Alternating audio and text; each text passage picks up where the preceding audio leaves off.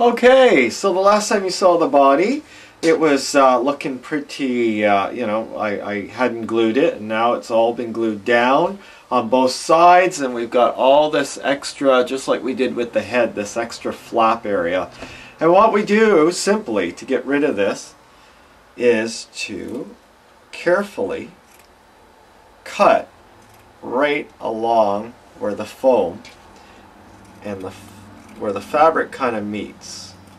You're going to have a gap like this, or an area like this showing, and this is what you'd be sewing. Okay, so I'm going to continue cutting, and sometimes there's very awkward places you might need to use smaller scissors.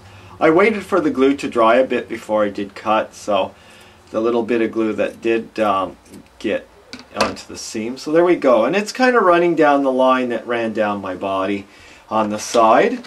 And here's the neck area, and I'm going to try to leave as much fabric in this area because I want to tuck it, kind of cut it down but fold it under so we get a nice clean neck area.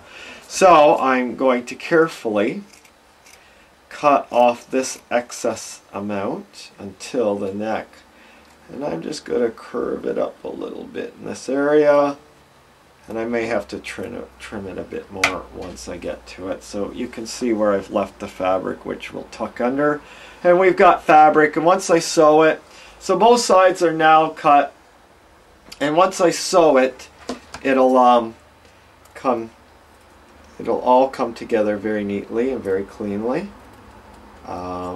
Make sure there's no bumps. There we go.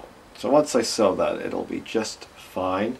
And there we go. We've got Frankie's body ready to go.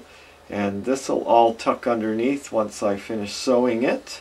And I'm going to glue that underneath. And like I said, the same thing around the neck. I'll cut it a bit more just so it'll fit and tuck under there nicely.